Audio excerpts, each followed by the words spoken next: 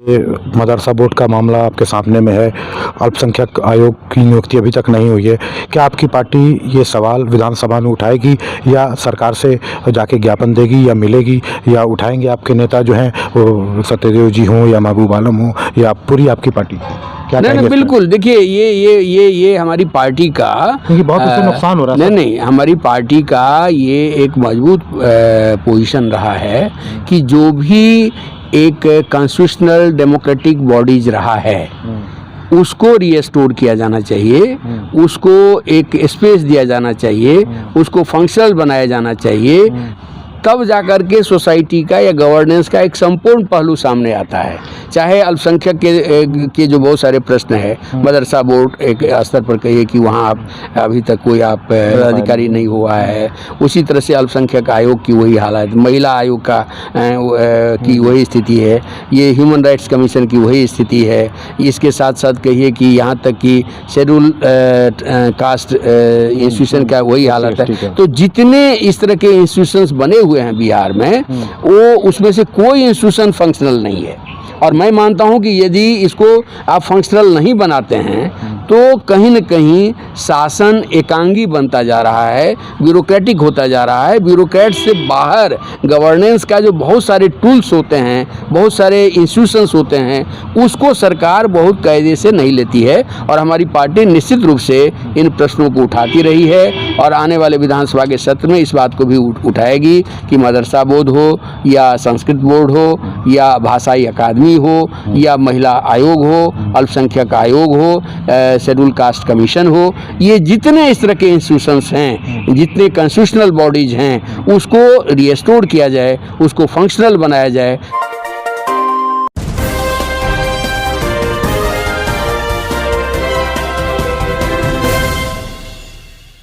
और आज मैं हूँ एक ऐसी पार्टी के पॉलिट ब्यूरो के मेंबर के साथ में जिसे आप जानते हैं। जी हाँ, आपने नाम सुना होगा पॉलिट ब्यूरो का। ठीक वो जैसे संसदीय बोर्ड होता है दूसरी पार्टियों में, भाजपा में या और पार्टियों में आपने देखा होगा, उसी तरह से कम्युनिस्ट पार्टी में जो है उसके और बहुत अहमियत रखता है। मेन वही डिसीजन मेकिंग का वो बोर्ड है। और उसके अहम एक सदस्य हैं हमारे साथ में। जी हाँ, मैं बात कर रहा हूँ धीरेन्द्र झा जी हमारे साथ में। आप इंटेलेक्चुअल हैं, आपने हमेशा सुना होगा इनको, मेरे चैनल पर भी आपने देखा है। तो आज हम इनसे बात करेंगे, आज खास करके हाशिए पर पड़े मुसलमानों के मुद्दों को लेकर के। आइए डायरेक्ट बात करते हैं धीरेन्द्र झा जी से। देखिए, सबसे पहले तो मैं बहुत ही दुखित हूँ कि महागठबंधन की सरकार में बिहार शरीफ जैसी घटना घटी। सासाराम में बहुत ही दर्दनाक घटनाएं घटी और हमारी पार्टी ने सबसे पहले उसमें हस्तक्षेप किया। कॉमरेड महबूब आलम सबसे पहले वहाँ पहुँचे, फिर हमारी पार्टी की ओर से दूसरी टीम गई, महिला नेताओं की टीम गई, फिर तीसरी बार भी हमारी टीम गई और अभी एक पुस्तिका पार्टी की ओर से निकाली गई है कि बिहार शरीफ की जो घटना घटी है वो एक मैंने एक बड़ा लंबे समय तक चलने वाला कंस्पिरेसी का हिस्सा था। लेकिन उस कंस्पिरेसी को डिकोड करने, उसको काउंटर करने, उसको रोकने के लिए सरकार की जो पहल होनी चाहिए थी, प्रशासन की जो पहल होनी चाहिए थी, उसमें काफ़ी कोताही रही है। और इस नाते हम लोगों को काफ़ी तकलीफ हो रही है कि महागठबंधन सरकार में ऐसी घटना घटी है। एक ऐतिहासिक लाइब्रेरी को जला दिया गया, कॉलेज को जला दिया गया, मदरसा को जला दिया गया। तो ये मैं मानता हूँ कि बिहार के लिए शर्मसार करने वाली घटना है और इसके खिलाफ और भी सख्त कदम बिहार सरकार को उठाना चाहिए। और माने इसके बाद जब हम लोगों की से पहल हुई है, चौतरफा समाज की गोलबंदी हुई है, तो इधर सरकार की ओर से एक पहलकदमी ली गई है और बिहार शरीफ में भी इस तरह जो मिसक्रिएंट्स थे, उन्मादी लोग थे, उन लोगों पर भी कार्रवाइयाँ हुई हैं और सासाराम में इस तरह की भी कार्रवाइयाँ हुई हैं। मैं कहना चाहूँगा कि रामनवमी पर्व को उन्मादियों ने जिस तरह से हिंसा का पर्व बना दिया है, ये बिहार के लिए बहुत ही तकलीफदेह बात है। लोग श्रद्धा से, चंद लोग हैं सर इस तरह के जो, हाँ यही बात मैं कह रहा हूँ कि ये उन्मादियों का गिरोह है और ऐसे उन्मादियों के गिरोह की सूची हम लोगों ने नई सरकार सरकार बनने के बाद भाकपा माले के राष्ट्रीय महासचिव दीपांकर जी भी थे। एक गवर्नेंस के एजेंडा को लेकर के, एक ये अमन भाईचारे को लेकर के हम लोगों ने एक स्मारक पत्र बिहार के मुख्यमंत्री को दिया था। लेकिन उस दिशा में यदि कारगर कदम उठाया गया रहता तो मुझे लगता है कि सासाराम में जो घटना घटी, बिहार शरीफ में जो घटना घटी, वो घटना नहीं घटती। इसलिए बिहार सरकार को और भी सख्त होना पड़ेगा और भी संवेदनशील होना पड़ेगा। इसमें एक एग्जाम्पल मैं केवल देना चाहता हूं कि जहां थोड़ा प्रशासन शक्ति बरतता है, जहां प्रशासन की ओर से सक्रिय पॉलिसी होती है और समाज की भी पहलकदमी बढ़ती है, तो वहां इस तरह के मिसक्रेंट्स लोगों को जगह नहीं मिलती है। सिवान बहुत ही इस तरह से बहुत सेंसिटिव प्लेस रहा है, लेकिन इस बार सिवान में रामनवमी कहिए बहुत शांतिपूर्वक गुजरा। और इसके लिए 31 तारीख को चंद्रशेखर की शहादत दिवस पर मौके पर एक बड़ा जुलूस निकला था शहर में, आयशा के नेतृत्व में, भाकपा माले के नेतृत्व में। इससे एक ज़बरदस्त माहौल बना था। बरहरिया घटना के बाद सिवान शहर से बरहरिया तक भाकपा माले का एक बड़ा मार्च वहाँ सिवान में निकला था। और उसके बाद हम लोगों ने सांप्रदायिकता के खिलाफ एक बड़ी मुहिम वहाँ चलाई है। और इन सब कारणों से, और प्रशासन ने भी शक्ति बरता, प्रशासन ने ऐसे लोगों को चिन्हित किया, ऐसे लोगों को जिलावदर किया, ऐसे लोगों के ऊपर नोटिस जारी करके कहा कि आपको थाना में अपनी हाजिरी देना होगा।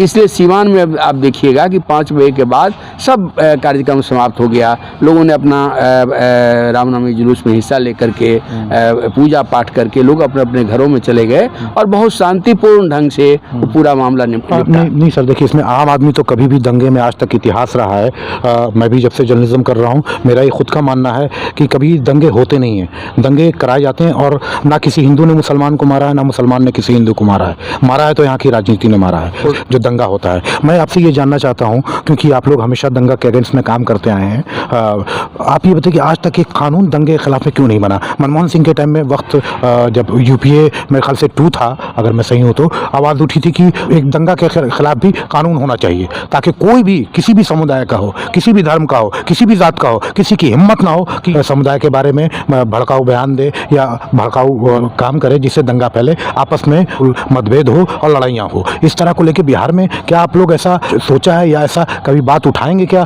क्योंकि एक दंगा के खिलाफ में भी सख्त कानून हो ताकि कोई हिम्मत ना करे। नहीं, बिल्कुल। देखिए ये दूसरी चीज़ होता क्या है ना कि दंगा में लोग हल्की धाराएं लगती है सर, और उसमें तुरंत छोड़ दिया जाता है, वो जाते हैं फिर चले जाते हैं, फिर उनकी हिम्मत बढ़ जाती है। नहीं, देखिए इस पर एक समग्र कानून बने, ये हम लोगों की मांग रही है।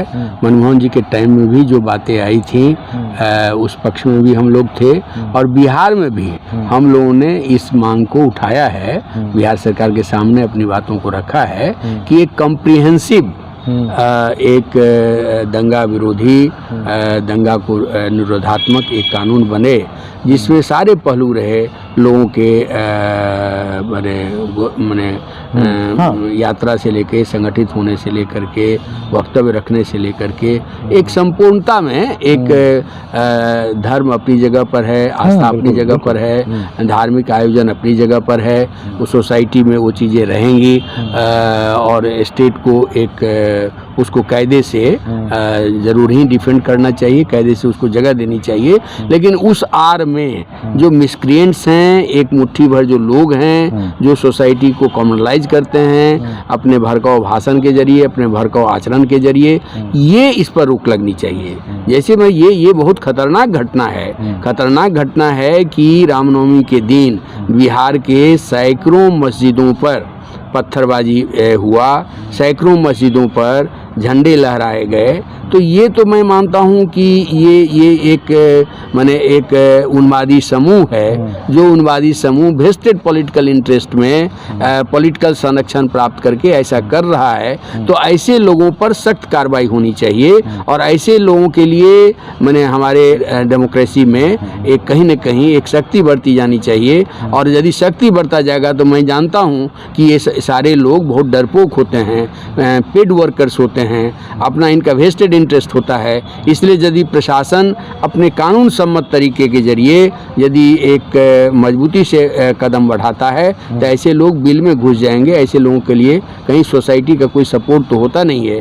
कोई नहीं चाहता है कि मेरा बेटा दंगाई हो, कोई नहीं चाहता है मेरा बेटा गलत काम करे। अभी तो मैंने उत्तर प्रदेश वाली घटना है कि उत्तर प्रदेश वाली घटना में आप सब लोगों ने देखा होगा कि जो लोग टीनेजर्स थे, कम उम्र के लोग थे, लेकिन उसके पिताजी ने पूरा डिसोन किया कि मैंने उसकी जो काली करतूत है मैं उसमें हिस्सेदार नहीं हूँ, उसका जो पूरा इतिहास बन गया है मैं उसको डिनाउंस करता हूँ, उससे हमारा कोई रिश्ता नहीं है। इसलिए कोई भी समूह, कोई भी परिवार ऐसे गलत तत्वों को, ऐसे गलत आदतों को, ऐसे गलत कार्रवाई को उचित नहीं ठहराता है। और समाज यदि पार्शियल ढंग से मैंने इम्पार्शियल ढंग से यदि सरकार एक समग्र कानून बनाए और उस पर सख्ती से लागू करे जिसमें सोसाइटी का भी इन्वॉल्वमेंट हो। मैं तो मानता हूं कि जो पीस कमेटियां हैं वो पीस कमेटियों को आप उसको प्रखंडों तक विस्तार करिए और पीस कमेटी में सभी समुदाय के लोग रहें।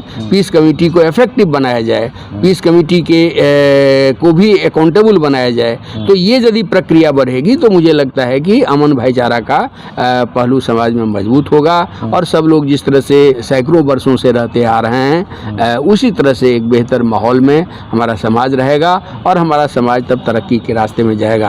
क्योंकि इन सब चीज़ों से समाज आगे नहीं जाता है, देश आगे नहीं जाता है, समाज और देश पीछे जाता है, जो हमारे लिए जो मैंने मुल्क के लिए बहुत ही नुकसानदेह चीज़ है और इस पर हम लोगों को एक कॉमन कंसर्न विकसित करना चाहिए। आपने जैसे बोला कि आपने बात रखी भी है सरकार के सामने दंगे के अगेंस्ट में कानून को लेकर के, तो क्या किस तरह का रद्द अमल है, किस तरह से सरकार ने इस चीज़ को लिया है? देखिए, मैं एक बात कहना चाहूँगा कि ये जो मौजूदा सरकार है, सरकार पर कई तरह के दबाव हैं, बीजेपी के कई तरह के षड्यंत्रमूलक कार्रवाइयाँ चल रही हैं, तो उन सब चीज़ों में भी सरकार की ऊर्जा जाया हो रही है। लेकिन एक गवर्नेंस का जो डेमोक्रेटिक कंसर्न होना चाहिए वो पहलू सरकार का कमज़ोर है। इसलिए बार बार हमारी पार्टी, बार बार लेफ्ट पार्टी की ओर से हम इन प्रश्नों को सरकार के सामने रख रहे हैं कि सरकार का मतलब, शासन का मतलब केवल ब्यूरोक्रेसी नहीं होता है।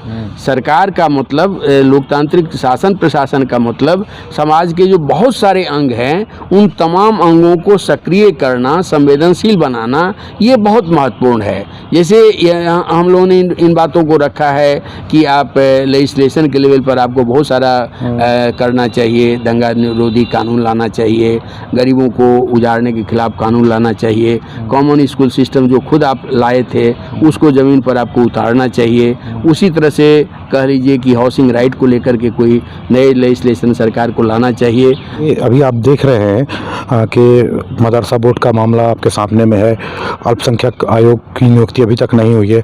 क्या आपकी पार्टी ये सवाल विधानसभा में उठाएगी या सरकार से जाके ज्ञापन देगी या मिलेगी, या उठाएंगे आपके नेता जो हैं वो सत्यदेव जी हों या महबूब आलम हो या पूरी आपकी पार्टी? नहीं, बिल्कुल। देखिए, ये हमारी पार्टी का, क्योंकि बहुत उससे नुकसान हो रहा है। नहीं, हमारी पार्टी का ये एक मजबूत पोजीशन रहा है कि जो भी एक कॉन्स्टिट्यूशनल डेमोक्रेटिक बॉडीज रहा है उसको रीस्टोर किया जाना चाहिए, उसको एक स्पेस दिया जाना चाहिए, उसको फंक्शनल बनाया जाना चाहिए, तब जाकर के सोसाइटी का या गवर्नेंस का एक संपूर्ण पहलू सामने आता है।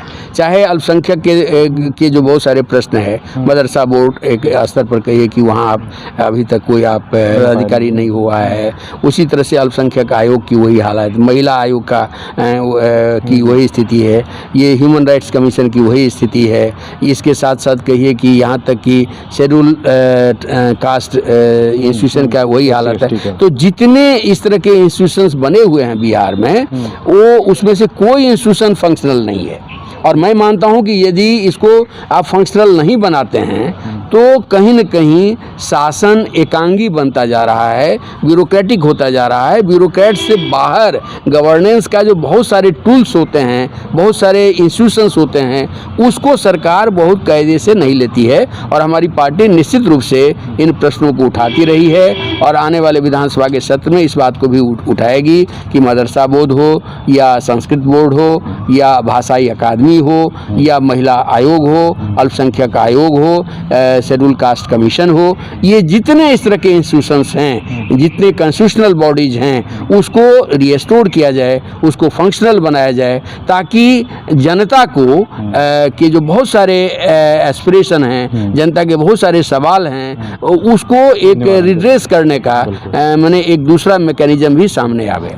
क्या आपको लगता है ये पॉलिसी पैरालिसिस है क्या? अब मैं इस अर्थ में नहीं कहूँगा कि पॉलिसी पैरालिसिस है, लेकिन हम लोग इस बात पर दबाव बना रहे हैं और मुझे लगता है कि इन प्रश्नों को लेकर के चीफ मिनिस्टर से भी बात हुई है, हमारी पार्टी के विधायक दल की भी बात हुई है, पार्टी के भी शिष्टमंडल की ओर से भी बात हुई है। तो मुझे लगता है कि सरकार इन प्रश्नों को गंभीरता से एक टाइम बाउंड फ्रेमवर्क में इसको हल करेगी। चीफ मिनिस्टर की ओर से कहा भी गया है कि हमने कंसर्न पार्टियों से भी बात की है, कंसर्न जो महागठबंधन के दल हैं उनसे भी बातचीत चल रही है और बहुत जल्द ही इन सारे प्रश्नों का एक मुकम्मल समाधान होगा। उन तमाम इंस्टीट्यूशंस को फंक्शनल बनाया जाएगा, उसको अपने रोल में खड़ा किया जाएगा, ये एश्योरेंस मिला है। अब इस एश्योरेंस के साथ साथ निश्चित रूप से एक पीपुल्स प्रेशर, पब्लिक प्रेशर, विधानसभा के भीतर आवाज़ उठाना, ये तमाम पहलू को हम लोग समेटने की कोशिश करेंगे और मुझे उम्मीद है कि निश्चित रूप से सरकार इन सब चीज़ों को कायदे से उसको हल करेगी और उचित कदम उठाएगी। चलिए, बहुत बहुत धन्यवाद आपका न्यूज़ 4 से बात करने के लिए। तो ये थे धीरेन्द्र झा, आपने इनको सुना, इन्होंने साफ कहा कि इनकी पार्टी जो है आवाज़ उठाएगी, विधानसभा में उठाएगी। वो जितने भी वो आयोग हैं, वो दलितों का हो, वंचितों का हो या अल्पसंख्यकों का हो, महिलाओं का हो या ह्यूमन राइट्स, जितने भी जो इंस्टीट्यूशंस हैं उनकी भी बात की इन्होंने। लेकिन सबसे बड़ी चीज़ ये है कि ये तो आवाज़ उठाएंगे, लेकिन आने वाले वक्त में पता लगेगा कि कितना इम्पैक्ट रहेगा सरकार पे इनकी बातों का, इन लोगों की मांग का और जनता की मांग का, वो आने वाला वक्त बताएगा। क्योंकि लोकसभा चुनाव जो है वो ज़्यादा टाइम नहीं है, 6-7 महीने बाद जो है बिल्कुल फिर आचार संहिता लागू हो जाएगी, बहुत सारी चीज़ें रुक जाएंगी। लेकिन देखने वाली बात होगी, जो भी होगा देखा जाएगा। मैं एक लाइन बोलना चाहता हूँ, ये देश साझी विरासत वाला देश रहा है। इसमें जब तक उस्ताद बिस्मिल्लाह शहनाई नहीं बजाते थे तब तक पूजा शुरू नहीं होती थी। जिसने महादेव की खोज की, जो चरवाहा था, वो मुस्लिम फैमिली से आता है, जिसका आज भी पैसा उस फैमिली को जाता है। अगर आप जाएंगे वहाँ पे तो जाके देखेंगे तो रसखान का ये देश है, ये कबीर का ये देश है, ये ख्वाजा गरीब नवाज़ का देश है। तो प्लीज़, जो मोहब्बत का देश है, भगवान कृष्ण का देश है, तो बाँसुरी मोहब्बत के बजाइए एक दूसरे को गले लगाइए और प्यार बांटते चलिए। और शेर कहना चाहूँगा, सितम के दौर में हम अहले दिल ही काम आए, सितम के दौर में हम अहले दिल ही काम आए, ज़ुबां पे नाज था जिनको वो बेज़ुबां निकले। बहुत बहुत धन्यवाद।